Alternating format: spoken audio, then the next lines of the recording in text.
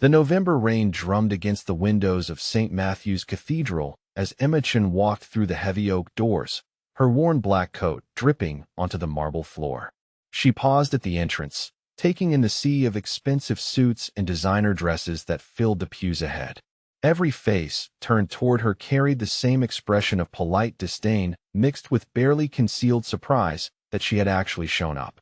Emma smoothed down her modest department store dress and made her way toward the back rows, where she belonged according to the unspoken Morrison family hierarchy. The scent of expensive perfume and fresh flowers filled the air as she passed clusters of relatives she hadn't seen in years, their hushed conversations falling silent as she walked by. Where are you watching this from right now? Do you ever feel like the outsider at family gatherings? Let me know in the comments below because Emma's story might feel all too familiar. Margaret Morrison Westfield stood near the front of the church, her perfectly styled blonde hair catching the light from the stained glass windows. At 42, she carried herself with the confidence that came from never having wanted for anything, her Chanel suit perfectly tailored to her slim frame. She spotted Emma immediately and leaned toward her brother Richard, whispering loud enough for nearby relatives to hear. "Look what the cat dragged in," Margaret said, her voice carrying that particular tone of superiority that Emma remembered from childhood family gatherings. "I honestly thought she might have the decency to stay away." Richard Morrison adjusted his Italian silk tie and glanced back at Emma with cold gray eyes. The family resemblance between him and Margaret was unmistakable, both sharing their father's sharp features and their mother's sense of entitlement. At 45, Richard had built his reputation as a ruthless corporate attorney, and he approached family dynamics with the same calculated precision he used in boardrooms. "She probably thinks this is her chance to finally belong somewhere," Richard replied, not bothering to lower his voice. Amazing how tragedy brings out the opportunists. Emma found a seat in the last pew, her cheeks burning as she overheard their comments. She folded her hands in her lap and stared straight ahead at the ornate casket surrounded by elaborate flower arrangements that probably cost more than her monthly salary as a cafeteria worker at Lincoln Elementary School. The woman lying in that casket had been Victoria Morrison, the family matriarch who had lived to the impressive age of 91. Emma remembered her great-aunt as a formidable woman with silver hair always pulled back in an elegant chignon, steel blue eyes that seemed to see everything, and a sharp wit that could cut through pretension like a blade through silk. Near the front of the church, Helena Morrison Ashworth held court like a queen receiving subjects. At 68, she considered herself the natural successor to Victoria's position as family leader, and she had dressed for the role in an elegant black Oscar de la Renta suit that emphasized her still impressive stature. Her iron-gray hair was styled to perfection, and her pale blue eyes surveyed the gathering with the calculating gaze of someone mentally tallying assets. Helena had always been the cruelest of Emma's relatives, viewing her as an embarrassing reminder of the family's less prestigious branches. Emma was the daughter of Victoria's nephew Thomas, who had committed the unforgivable sin of marrying a Chinese immigrant and working as a postal clerk instead of pursuing the kind of white-collar career expected of Morrison men. The whispers started almost immediately as more relatives filed in. Emma recognized faces from old family photos, people who had never acknowledged her existence at previous gatherings except to make pointed comments about her otherness. "Is that Thomas' daughter?" asked Aunt Prudence, her nasal voice cutting through the respectful silence. "The one from the wrong side of the family tree," confirmed Uncle Charles, straightening his gold cufflinks. "I can't believe she had the nerve to show up here." Emma kept her eyes fixed on the altar, trying to block out the cruel comments floating around her. She thought about the real reason she was here, the secret visits she had made to Aunt Victoria over the past 5 years that nobody else knew about. While the rest of the family had gradually stopped visiting the elderly woman except when they needed money, Emma had taken the bus across town every Saturday afternoon to sit with Victoria in her mansion's library. Those visits had nothing to do with inheritance or family obligation. Emma simply enjoyed Victoria's sharp mind and endless stories about the family's history, the business empire that had been built over generations, and the personalities that had shaped the Morrison legacy. Victoria had never treated Emma as the family charity case during those quiet Saturday afternoons. The funeral service began with Reverend Patterson delivering a lengthy eulogy about Victoria's contributions to society and her devotion to family. Emma listened as he described a woman of great principle who valued character over social status, though she doubted anyone else in the church was actually hearing those words. Behind her, she could hear Margaret and Richard discussing their expectations for the inheritance in voices that grew less discreet as the service progressed. Mother always said Victoria was sitting on at least 20 million, Margaret whispered to her husband Bradford, a pale man who worked in wealth management, and nodded along to whatever his wife said. The mansion alone has to be worth 8 figures in today's market. Richard leaned across the pew to join the conversation. The investment portfolio is what really matters. Victoria never touched the principal on any of her accounts. That money has been compounding for decades. Emma felt sick listening to them discuss Victoria like a business transaction while her body lay just 20 feet away. She remembered Victoria telling her about these same relatives, how they circled like vultures whenever they needed money for their children's private school tuition or their own failed business ventures. As the service concluded and people began filing out toward the cemetery, Emma overheard Helena organizing the hierarchy for the graveside ceremony. Family members only in the front rows, Helena announced with authority that brooked no argument. Emma dear, you can stand in the back with the family friends. Emma nodded silently and followed the crowd outside, where a fleet of black limousines waited to transport the immediate family to the cemetery. She walked to her 15-year-old Honda Civic and followed the procession, maintaining a respectful distance as she had learned to do at every family gathering throughout her life. At the graveside, she stood behind 2 rows of cousins who had ignored her existence for years, watching as Victoria Morrison was laid to rest with all the pomp and ceremony that money could provide. The November wind cut through her thin coat, but she remained until the last shovel of dirt was thrown and the last family member had departed for the reception at Victoria's mansion. Only then did Emma approach the fresh grave, placing a simple bouquet of violets on the dark soil. They had been Victoria's favorite flowers, something Emma knew because she had brought them every Saturday for years. As she stood there in the gathering dusk, she whispered a promise to the woman who had shown her the only genuine kindness she had ever received from the Morrison family. The Morrison mansion stood like a monument to old money on Beacon Hill, its Georgian facade illuminated by strategically placed spotlights that emphasized every architectural detail.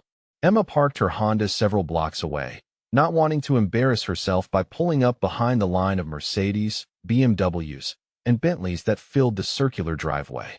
As she walked up the cobblestone path, memories flooded back of all the Saturday afternoons she had spent here over the past 5 years. The same brass knocker, the same mahogany door, the same scent of jasmine from Victoria's carefully maintained gardens.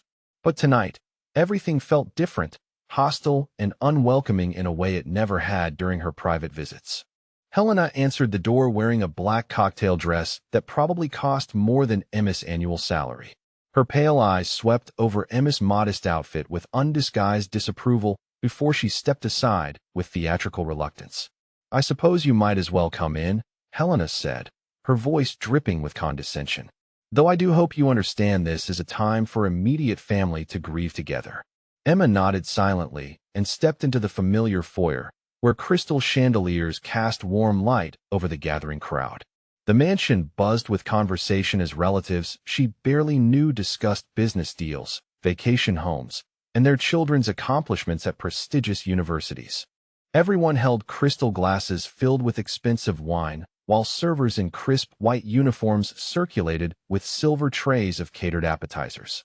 Margaret appeared at Helena's side, her blonde hair now released from its funeral styling into loose waves that framed her face perfectly. She wore a black Armani dress that showed off her personal trainer results and jewelry that caught the light with every gesture. "Helena, darling," Margaret said while staring directly at Emma, "perhaps our distant relative might be more comfortable helping in the kitchen. I noticed the catering staff seems overwhelmed." Emma felt the familiar burn of humiliation in her cheeks, but said nothing.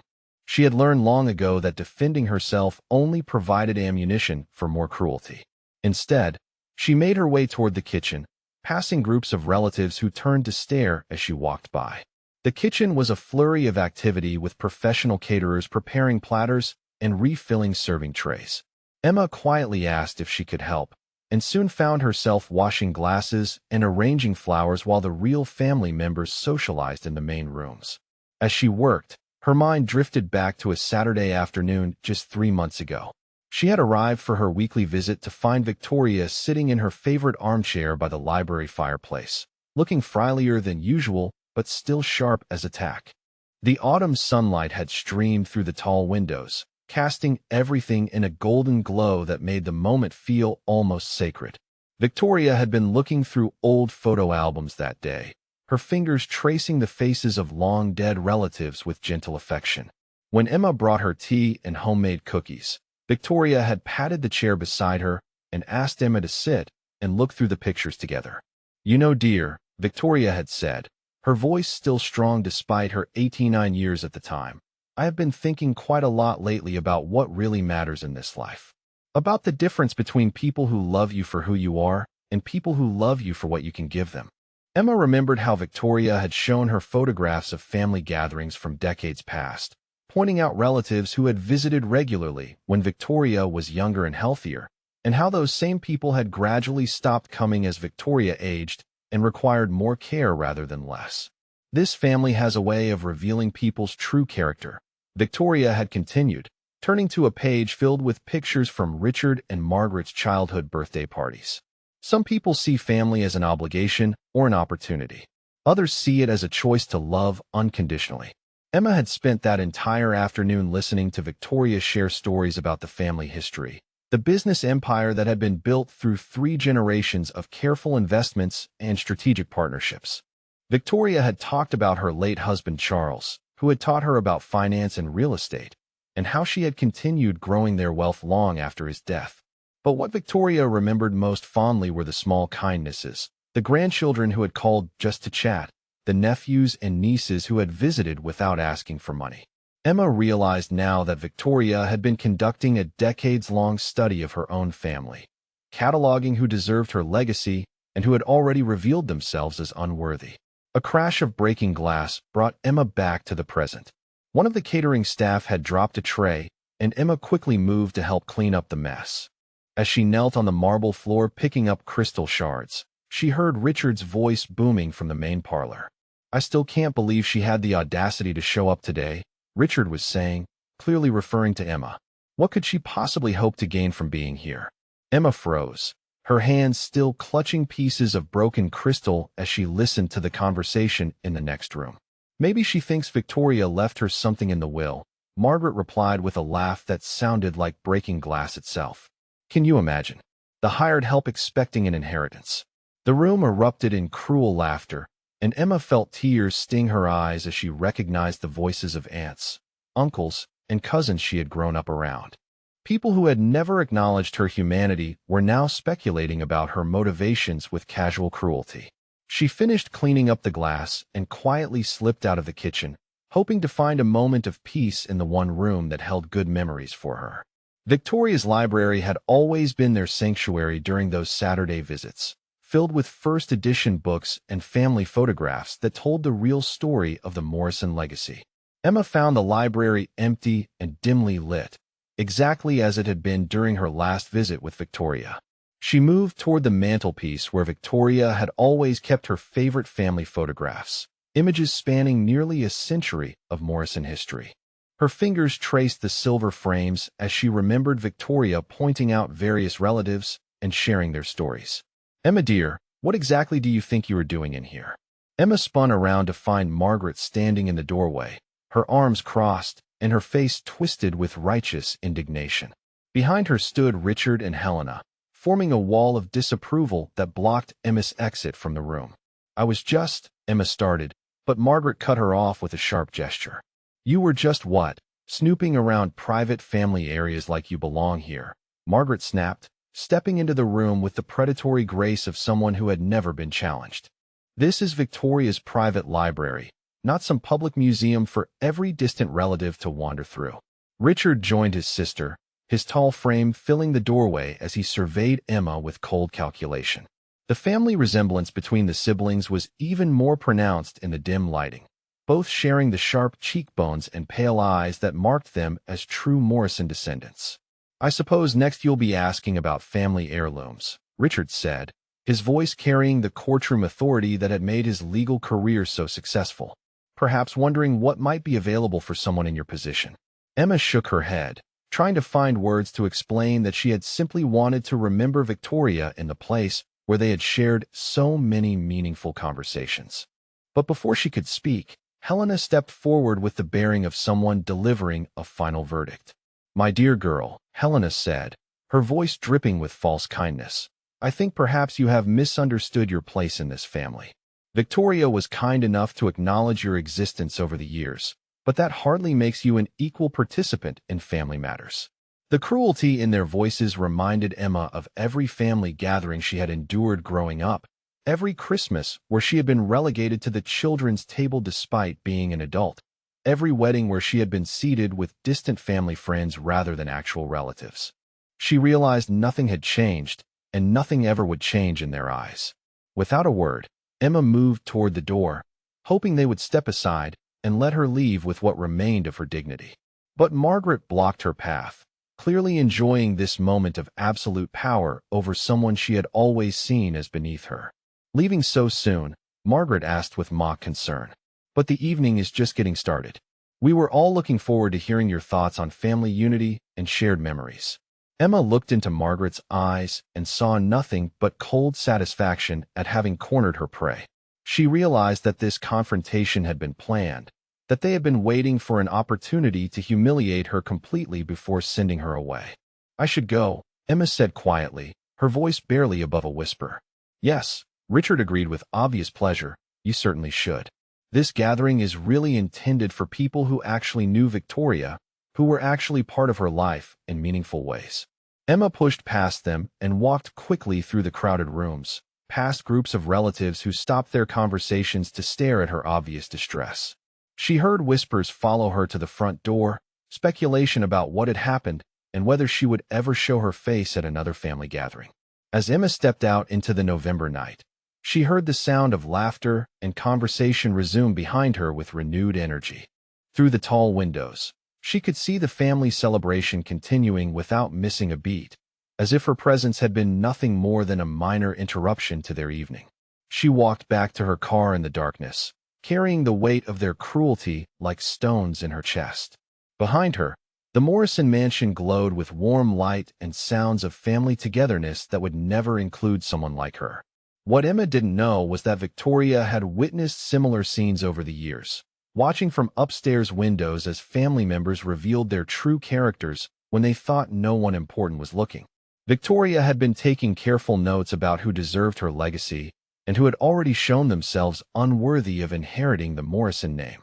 The law offices of Blackwood, Sterling and Associates occupied the top 3 floors of a gleaming downtown skyscraper, with floor-to-ceiling windows that offered panoramic views of the city below.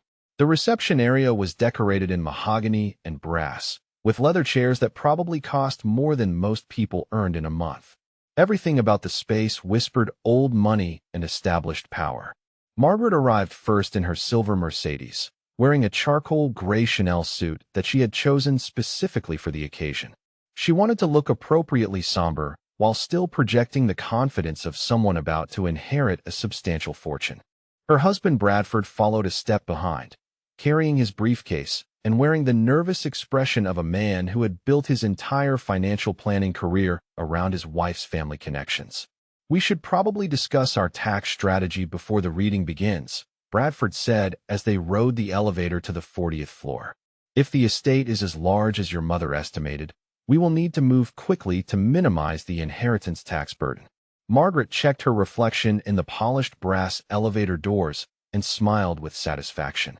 $20 million would change everything for them. They could finally buy the estate in the Hamptons they had been coveting, send their children to even more prestigious private schools, and establish the kind of generational wealth that would secure the family name for decades to come. Richard arrived moments later with his own entourage, including his wife Patricia, a thin woman who worked as a museum curator and dressed like she was attending an art gallery opening even for family funerals. Richard wore his most expensive suit, a custom-tailored navy blue that emphasized his tall frame and broad shoulders. He carried himself with the confidence of someone who had never lost an important negotiation. The elevator doors opened to reveal Helena already seated in the waiting area, dressed in a black St. John's suit with pearl accessories that made her look like she was holding court rather than attending a legal proceeding. At 68, she had perfected the art of looking simultaneously grief-stricken and expectant, as if mourning and anticipation could coexist without contradiction. "Children," Helena said as Margaret and Richard approached, her voice carrying the tone of someone delivering important instructions. "I spoke with Jonathan this morning to confirm the reading would proceed as scheduled. He assured me that everything is in perfect order." Jonathan Blackwood had been the Morrison family attorney for over 20 years, handling everything from business acquisitions to prenuptial agreements. He was a distinguished man in his early 60s with silver hair and the kind of understated confidence that came from representing old money families. His corner office was decorated with awards and photographs showing him with various political figures and business leaders. The family settled into the leather chairs arranged around Blackwood's massive conference table, their excitement barely contained beneath appropriate expressions of solemnity. Margaret and Richard sat on one side, while Helena positioned herself at the head of the table as if presiding over the proceedings. Their spouses arranged themselves in supporting roles, ready to witness the family fortune being distributed according to long-held expectations. "I do hope this doesn't take too long," Margaret said, checking her diamond watch. "We have dinner reservations at the club tonight to celebrate Victoria's life properly." Richard nodded in agreement while reviewing documents he had brought in his briefcase. "I have already been in contact with our financial advisors about portfolio diversification strategies. The key will be maintaining the growth trajectory Victoria established while adapting to current market conditions." Helena smiled approvingly at her son and daughter, pleased to see them already thinking like the wealthy heirs they were about to become. She had spent years grooming them to handle serious money with appropriate sophistication, and today would mark their graduation into true Morrison financial responsibility. The conference room door opened quietly, and Emma slipped inside wearing the same modest black dress she had worn to the funeral 3 days earlier. She had taken the bus downtown and walked 6 blocks to the law office, arriving exactly on time despite having no clear idea why she had been invited to attend the will reading. The family conversation stopped abruptly as Emma entered the room. Margaret and Richard exchanged glances filled with irritation and surprise, while Helena raised one perfectly sculpted eyebrow in a gesture of barely controlled displeasure. "Emma dear," Helena said with the kind of false warmth that felt colder than outright hostility, "what a surprise to see you here. I had no idea Victoria had included you in today's proceedings." Emma found an empty chair near the back of the room, as far from the family as possible while still being present for whatever was about to unfold. She folded her hands in her lap and tried to make herself invisible, a skill she had perfected over years of family gatherings where she clearly didn't belong. Margaret leaned toward Richard and whispered loudly enough for Emma to hear. "Perhaps she is here as some sort of witness. I can't imagine any other reason why Jonathan would have invited someone so peripheral to the family." Richard straightened his tie and adopted the authoritative tone he used in courtroom closing arguments. "Well, I suppose we might as well get started. Emma, I hope you understand that family financial matters can be quite complex for someone unfamiliar with estate planning procedures." Emma nodded silently, feeling the familiar heat of embarrassment rising in her cheeks. She wondered if she should have stayed home, but the letter from Jonathan Blackwood's office had been quite specific about her required attendance. Still, being here felt like another opportunity for the family to remind her of her place in their hierarchy. Jonathan Blackwood entered the conference room carrying a thick folder and wearing the serious expression appropriate for such occasions. Behind him walked his assistant, a young woman who took a seat near the door with a laptop computer ready to document the proceedings. "Good afternoon, everyone," Jonathan said, settling into his chair at the head of the table. "Thank you all for being here today for the reading of Victoria Morrison's last will and testament.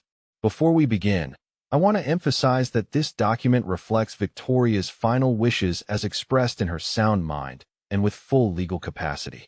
He opened the folder and removed several documents, arranging them carefully on the table in front of him. The The family leaned forward slightly, their anticipation evident despite their attempts to maintain appropriate composure. Helena, as the eldest family member present, I thought you might appreciate hearing Victoria's opening statement first, Jonathan said, adjusting his reading glasses. Helena nodded regally, as if granting permission for the proceedings to continue. Margaret and Richard exchanged confident glances, clearly expecting to hear something that would confirm their status as primary beneficiaries. Jonathan cleared his throat and began reading in his rich baritone voice. I, Victoria Elizabeth Morrison, being of sound mind and body, do hereby set forth my final wishes for the distribution of my worldly possessions. I have spent considerable time observing the character and behavior of my family members over many years, and I have made my decisions based on demonstrations of genuine love, loyalty, and moral character. Margaret shifted in her chair, pleased to hear Victoria emphasizing character and family loyalty. She had always considered herself a model of proper family behavior, attending the appropriate social functions and maintaining the Morrison reputation in all the right circles. To my nephew Richard Morrison, Jonathan continued reading. I leave the amount of $50,000 and my collection of first-edition legal texts, with the hope that he might finally develop an appreciation for justice rather than simply legal technicalities. Richard's face went through several expressions in rapid succession, starting with confusion and progressing through disbelief towards something approaching panic. $50,000 was certainly substantial for most people, but it represented a tiny fraction of what he had been expecting. Margaret gripped the arms of her chair as Jonathan continued. To my niece Margaret Morrison Westfield, I leave the amount of $50,000 and my collection of antique jewelry, with the hope that she might learn to value substance over appearance. The blood drained from Margaret's face as she realized that her inheritance barely covered the cost of the jewelry she was wearing to the reading. Bradford looked like he might be sick as he mentally calculated how this would affect their financial planning strategies. Helena sat frozen in her chair, her usual commanding presence evaporating as she began to understand that something had gone terribly wrong with her expectations. The small bequests to Richard and Margaret suggested that the bulk of the estate was going elsewhere, but where could it possibly be going? To various other family members, Jonathan continued reading from the will. I leave small monetary gifts and personal items that reflect my assessment of their contributions to family unity and their demonstrations of genuine affection versus opportunistic attention. He proceeded to read a list of minor bequests to cousins, aunts, and uncles, each receiving amounts between $5,000 and $25,000 along with specific personal items. The family members looked around at each other with growing confusion and alarm as they realized that millions of dollars in assets had not yet been assigned. Richard found his voice first, his legal training helping him overcome his shock enough to ask the obvious question. Jonathan, perhaps you could clarify the status of the primary estate assets. The mansion, the investment portfolio, the business holdings. Jonathan looked up from the documents with an expression that suggested he had been waiting for exactly this question. The primary estate assets, totaling approximately $20 million in combined value, have been designated for a single primary beneficiary whom Victoria considered most worthy of inheriting the Morrison legacy. Helena leaned forward with the desperate hope that she might still be named as the primary heir, despite being passed over in the initial bequests. Perhaps Victoria had simply wanted to build suspense before announcing her as the rightful inheritor of family leadership. Margaret gripped Bradford's hand so tightly that he winced in pain, both of them staring at Jonathan with the intensity of drowning people watching a life preserver being thrown. There had to be some mistake, some misunderstanding about Victoria's intentions that could still be corrected. In the corner of the room, Emma sat perfectly still, watching the family members realize that their assumptions about inheritance had been completely wrong. She felt a mixture of sympathy and fascination as she witnessed their confident expectations crumble in real time. Jonathan adjusted his reading glasses and looked around the room, making eye contact with each family member before speaking again. The primary beneficiary, whom Victoria considered the most deserving recipient of the Morrison family legacy, is... He paused, and the silence in the room became so complete that Emma could hear the ticking of the antique clock on Jonathan's desk. Outside the windows, The city continued its normal rhythm, but inside the conference room, time seemed suspended as an entire family waited to learn who would inherit a fortune. Jonathan Blackwood looked directly at Emma, who sat frozen in her chair near the back of the room. The primary beneficiary of Victoria Morrison's estate, inheriting all remaining assets including the Beacon Hill mansion, investment portfolios, business holdings, and liquid assets totaling approximately $20 million, is Emma Chun. The silence that followed was so profound that Emma could hear her own heartbeat thundering in her ears. She stared at Jonathan, certain she had misheard something, while every other person in the room seemed to have stopped breathing entirely. Margaret was the first to break the silence, her voice rising to a pitch that made everyone wince. That is absolutely impossible. There must be some mistake in the documentation. She shot to her feet with such force that her chair rolled backward and hit the wall. Her perfectly styled hair had come loose from its pins, and her face had turned an alarming shade of red that clashed with her expensive makeup. This is obviously some sort of clerical error, Margaret continued, her voice gaining volume with each word. Emma is not even a real family member. She is a distant cousin who barely knew Victoria. Richard stood up beside his sister, his legal instincts kicking in as he tried to process what he had just heard. The family patriarch role he had been preparing to assume for years had just evaporated, leaving him grasping for any possible explanation that might restore his expectations.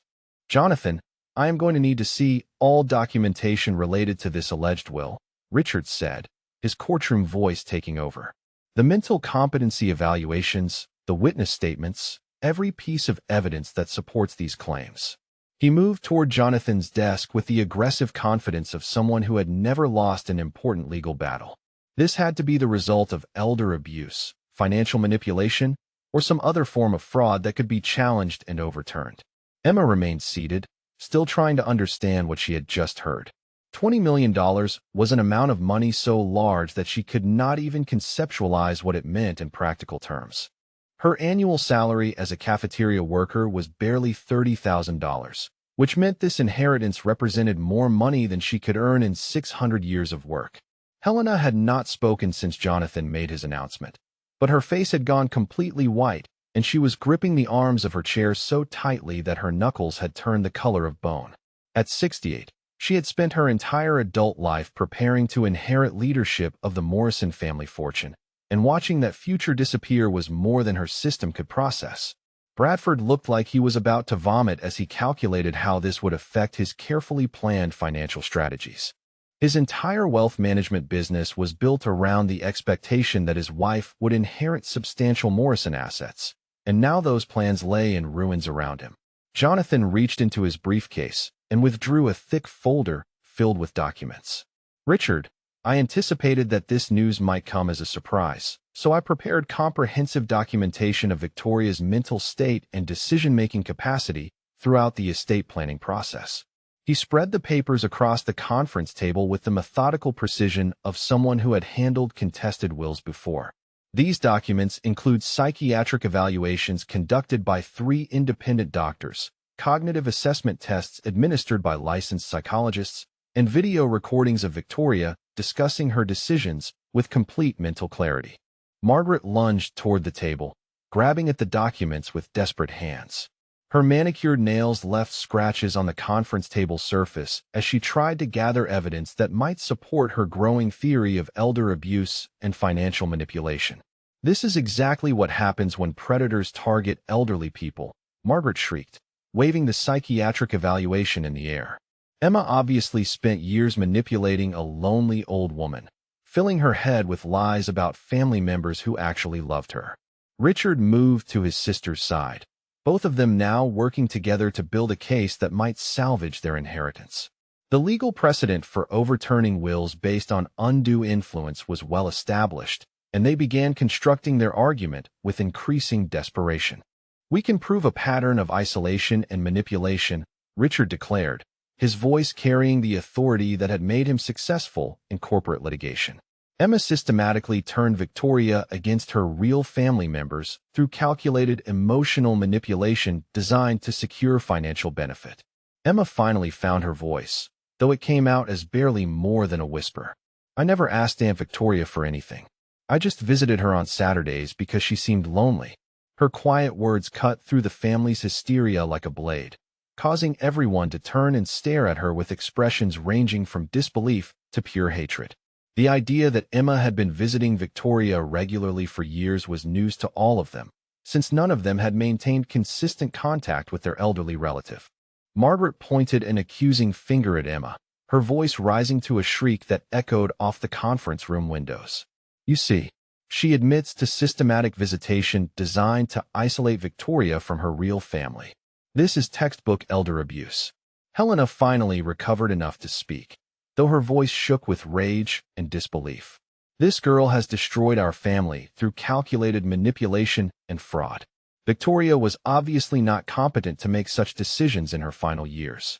Jonathan opened another folder and withdrew a set of video recordings, inserting the first disc into a laptop computer connected to the large-screen television mounted on the conference room wall. I think these recordings will address your concerns about Victoria's mental competency. The screen filled with an image of Victoria sitting in her library, looking directly into the camera with sharp, intelligent eyes that showed no sign of confusion or diminished capacity. The timestamp showed the recording had been made just 2 months before her death. Victoria's voice filled the room with startling clarity and authority. I am making this recording to ensure that my final wishes cannot be disputed or overturned by family members who may disagree with my decisions. I want to state clearly that I am of sound mind, that I have not been influenced or manipulated by anyone, and that my choices regarding my estate reflect careful observation of family behavior over many years. Margaret stared at the screen in horror as Victoria continued speaking with obvious mental acuity. The idea that Victoria had been planning this inheritance distribution while maintaining full mental capacity undermined every argument they could make about elder abuse or diminished judgment. Emma has been the only family member to visit me regularly without asking for money, Victoria said from the screen, her voice growing stronger with conviction. While other relatives have called only when they needed financial assistance, Emma has spent countless hours simply keeping me company and listening to my stories. Richard moved closer to the television screen, studying Victoria's face for any signs of confusion or manipulation that might support a legal challenge. But the woman on the recording was clearly the sharp, decisive Victoria Morrison who had built a business empire through decades of careful planning and strategic thinking. Helena rose from her chair with shaking legs, her face contorted with rage and disbelief. This is impossible. Victoria always understood the importance of maintaining family traditions and preserving generational wealth within appropriate bloodlines. Jonathan paused the recording and turned to face Helena with professional calm. Victoria was very clear about her reasoning, which she explains in detail in the personal letter she left for the family. Would you like me to read that letter now? The room erupted in chaos as Margaret began screaming about legal challenges while Richard shouted demands for additional documentation. Bradford had turned green and was breathing into a paper bag he had found in his briefcase, while Patricia sat frozen in shock at the magnitude of financial catastrophe that had just befallen their family. In the midst of all this hysteria, Emma remained perfectly still in her chair, watching the family she had always feared reveal their true character in the face of financial disappointment. The relatives who had spent years making her feel inadequate and unwelcome were now showing themselves to be exactly the kind of people Victoria had been documenting in her careful observations. Margaret suddenly turned on Emma with the fury of someone whose entire life had just been destroyed. You manipulative little bitch. You spent years poisoning Victoria's mind against her real family, filling her head with lies about people who actually cared about her. Richard joined his sister in confronting Emma, both of them advancing toward her chair with expressions of pure hatred. This inheritance belongs to Victoria's real family, not some distant relative who wormed her way into an old woman's affections through calculated deception. Emma stood up slowly, and something in her posture had changed completely. The timid, apologetic woman who had spent years accepting their cruelty had been replaced by someone who finally understood her own worth and position. When she spoke, her voice carried a quiet authority that stopped both Margaret and Richard in their tracks. I spent 5 years visiting Aunt Victoria every Saturday afternoon, Emma said, her words clear and measured. I brought her tea and cookies, listened to her stories, and kept her company when none of you could be bothered to call. I never asked for anything, and I never expected anything in return. The transformation in Emma's demeanor was startling to witness. The woman who had always shrunk away from family confrontations was now standing straight and speaking with calm confidence that commanded attention. Helena stared at Emma as if seeing her for the first time, finally recognizing that the family member they had dismissed as insignificant had been quietly building the kind of relationship with Victoria that none of them had bothered to maintain. Jonathan cleared his throat and held up the letter Victoria had written to accompany her will. Perhaps we should hear Victoria's explanation of her decision-making process in her own words. Jonathan unfolded the handwritten letter with careful reverence, the expensive stationery bearing Victoria's distinctive flowing script that had remained elegant even in her final years. The family fell silent despite their rage, unable to resist hearing Victoria's own words explaining the decision that had just destroyed their financial futures.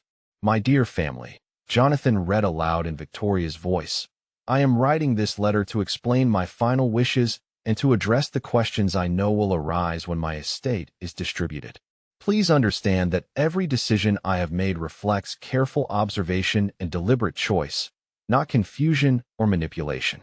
Margaret gripped Bradford's arm so tightly that he winced, both of them hanging on every word as they searched for some explanation that might restore their inheritance expectations.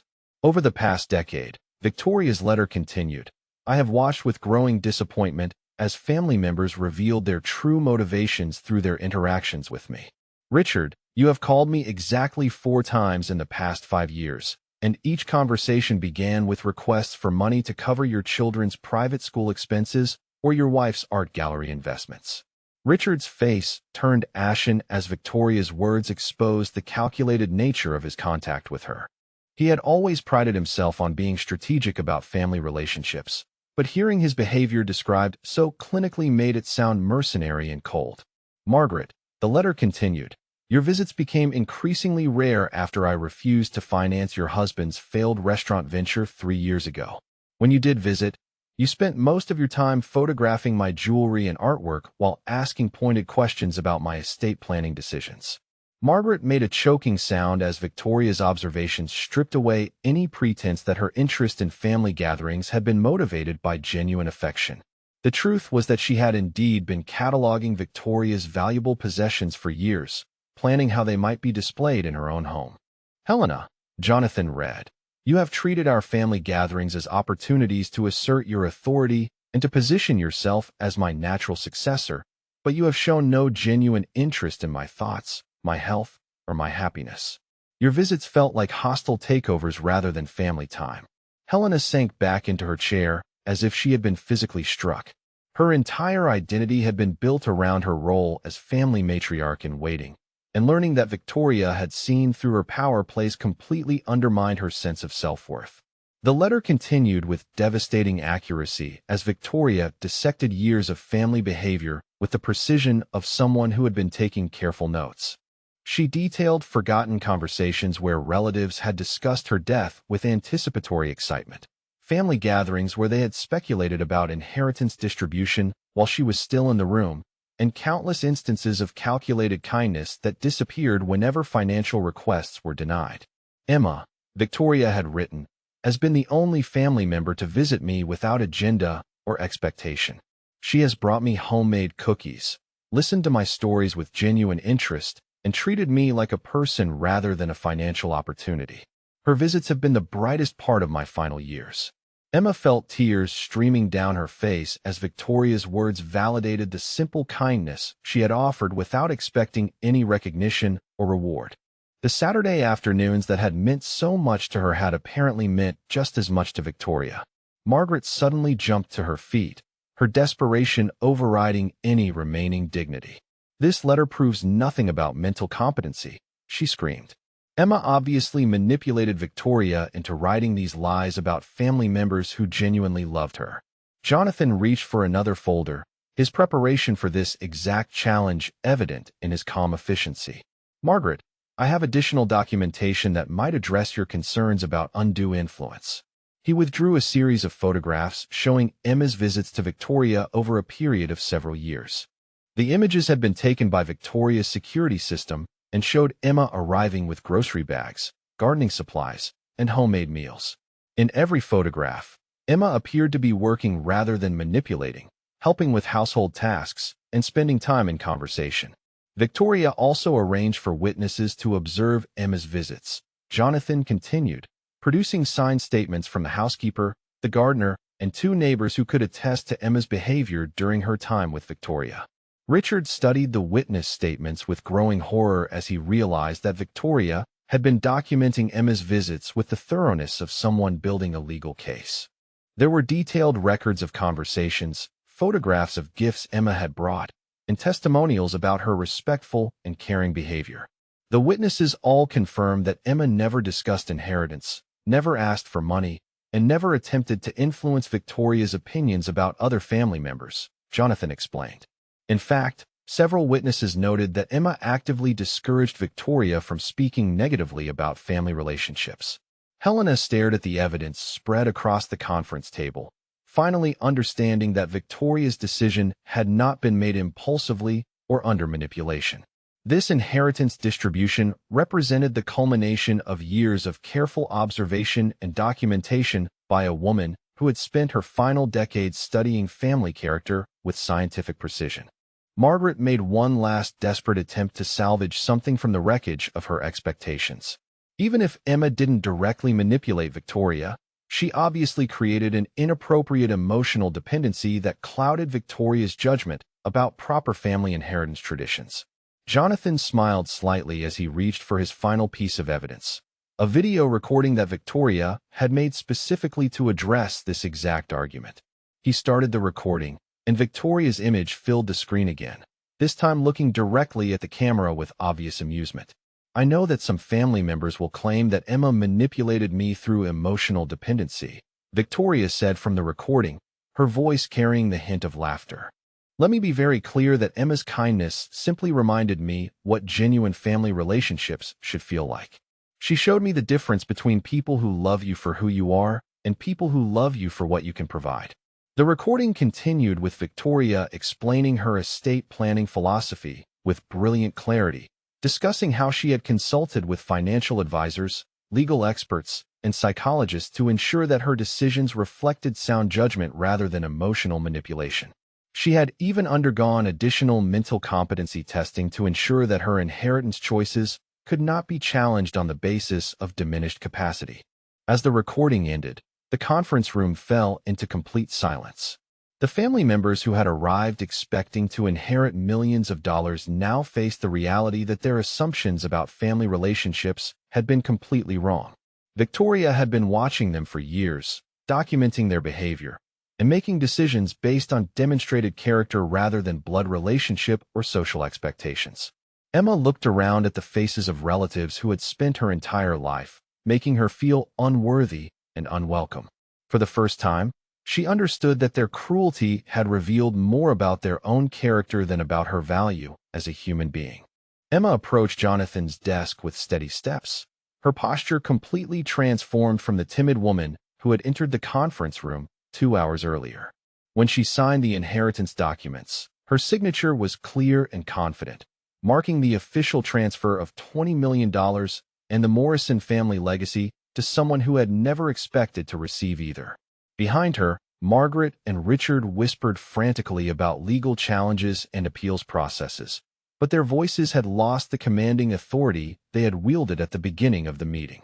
Helena sat in stunned silence, staring at the conference table as if the mahogany surface might reveal some explanation for how her life had changed so completely in a single afternoon. Emma turned to face her relatives one final time before leaving, and when she spoke, her voice carried the quiet dignity of someone who finally understood her own worth. I want you all to know that I harbor no ill will toward anyone. Aunt Victoria made her decision based on years of observation, and I intend to honor her wishes by using this inheritance to make a positive difference in the world. Margaret's composure finally cracked completely as she realized that Emma was not going to be manipulated or intimidated into sharing the inheritance.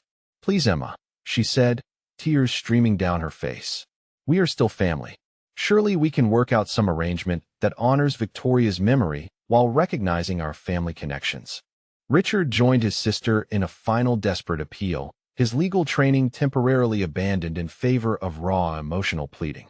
"Emma, you have to understand that this inheritance represents generations of Morrison family wealth. There must be some way to preserve family unity while respecting Victoria's wishes." Emma looked at them with the same compassionate expression she had always worn, but her response carried a firmness that neither of them had ever heard from her before. "Victoria spent years watching how each of you treated me and how you treated her. This inheritance is not a mistake to be corrected. It is the result of careful observation and deliberate choice." She gathered her purse and moved toward the conference room door, leaving behind relatives who had spent decades making her feel invisible and unwelcome. For the first time in her life, Emma understood that their opinions about her value had never reflected reality, only their own limitations and prejudices. 6 months later, the Morrison mansion on Beacon Hill had been transformed into something Victoria would have loved.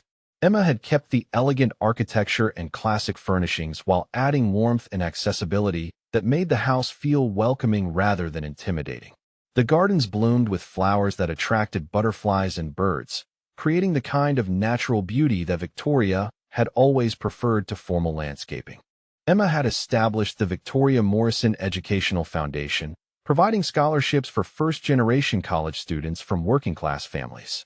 The foundation operated from a converted wing of the mansion, with Emma personally reviewing applications and meeting with scholarship recipients to offer mentorship and support. The Saturday afternoon tea parties Emma hosted in Victoria's library had become legendary among her friends from the elementary school where she had worked. Teachers, custodians, cafeteria workers, and administrative staff gathered weekly to share stories and support each other through the challenges of public education. These gatherings embodied the kind of genuine community that Victoria had always valued but rarely found within her own family. Margaret and Richard had attempted reconciliation several times, sending carefully worded letters that balanced apology with subtle requests for financial assistance. Emma responded to each overture with polite firmness, acknowledging their communication while maintaining boundaries that protected her newfound peace and security. The last reconciliation attempt came during the Foundation's first annual scholarship ceremony, when Margaret appeared unexpectedly at the mansion's front door, wearing a designer dress and a desperate smile.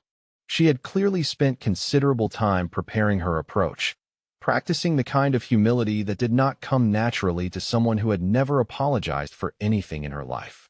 "Emma," Margaret said, her voice carrying forced warmth, "I have been thinking so much about family lately and how important it is to move past misunderstandings. I was hoping we might be able to find a way to rebuild our relationship." Emma invited Margaret into the foyer, but did not offer to show her through the rest of the house. "I appreciate you coming here today, Margaret, but I think we both understand that our relationship was damaged long before the will reading. I wish you well, but I am not interested in pretending that years of cruelty never happened." Margaret's mask of humility slipped as she realized that Emma could not be manipulated through guilt or family obligation. The desperation in her eyes revealed how dramatically her financial situation had deteriorated since losing the inheritance she had counted on for so many years. Through the mansion's tall windows, Margaret could see the scholarship ceremony taking place in the garden, with Emma surrounded by grateful students and their families. The scene represented everything Margaret had lost, the respect and admiration that could only be earned through genuine kindness rather than social positioning or family name. As Margaret left the mansion empty-handed, she passed Helena sitting in her car across the street, watching the scholarship ceremony through binoculars with the obsession of someone who could not accept that her life had taken such an unexpected turn. The two women who had once ruled Morrison family gatherings were now reduced to observing from a distance as Emma created the kind of meaningful community they had never bothered to build. Emma noticed her former relatives watching from across the street, but felt only sadness rather than satisfaction at their obvious distress. She had learned that true victory was not about defeating enemies, but about building something beautiful from the kindness that others had dismissed as weakness. Have you ever experienced a moment when someone's true character was revealed in a way that completely changed your perspective? What did that teach you about the difference between genuine relationships and opportunistic ones? Share your thoughts in the comments, because sometimes the most powerful transformations come from simply treating others with the basic human dignity they deserve. The scholarship ceremony continued into the evening, with Emma surrounded by people who appreciated her generosity without expecting more than she freely offered. Victoria's mansion had finally become the center of genuine family connections, filled with chosen relationships based on mutual respect rather than biological obligation or financial convenience. In the garden where Victoria had once walked alone, Emma created the kind of community her great-aunt had always dreamed of but never found within her own bloodline.